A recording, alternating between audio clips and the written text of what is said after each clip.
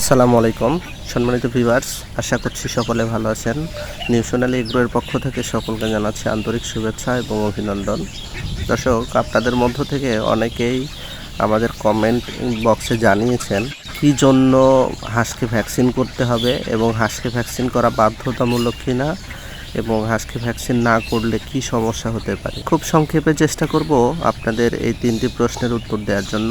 শুরুতেই একটি কথা বলি, আপনি যখন একজন সফল খামারি হতে চাইবেন, ভালো লাভবান হতে চাইবেন, তখন আপনাকে সবগুলো নিয়মকানুনগুলো যথাযথভাবে পালন করতে হবে। কেননা আপনাকে মনে রাখতে হবে, হাঁস পালন বা পশুপালন বা যে কোনো ধরনের ব্যবসার ক্ষেত্রে যে নিয়মগুলো রয়েছে, অবশ্যই সেই নিয়মগুলো কোনো না কোনো সময় কোনো কাজে লেগেছে।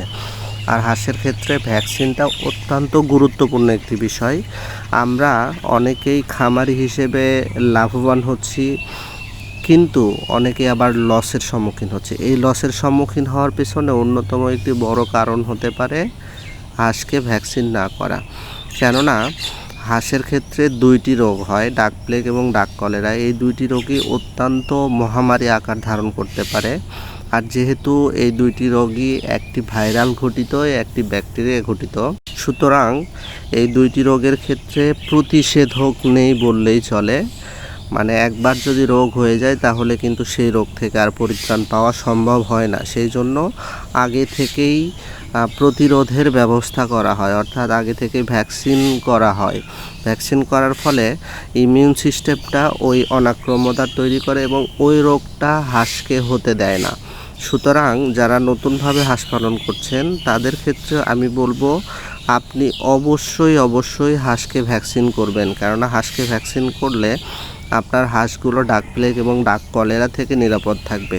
তাহলে আপনি মোটামুটি হাঁসকে মহামারীর হাত থেকে কিছুটা রক্ষা করতে পারবেন। আর আরেকটি বিষয়, যারা হাঁস পালন করছেন, হাঁস পালন করার ক্ষেত্রে অনেকেই বুঝে উঠতে পারছেন না যে আসলে কতদিনে কিভাবে ভ্যাকসিন করব।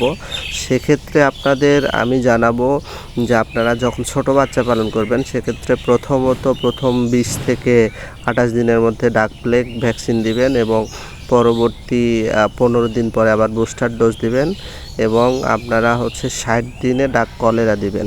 আবার পরবর্তীতে 3 মাস পর ডাক প্লেগ ভ্যাকসিন দেবেন। এইভাবে ভ্যাকসিন দিবেন। আশা করব আপনি খামারি হিসেবে ভালো লাভবান হতে পারবেন। এরপরে আপনাদের তথ্য এবং পরামর্শ অনুযায়ী আমরা চেষ্টা করব আরও ভিডিও তৈরি করার। ধন্যবাদ সকলকে। আসসালামু আলাইকুম।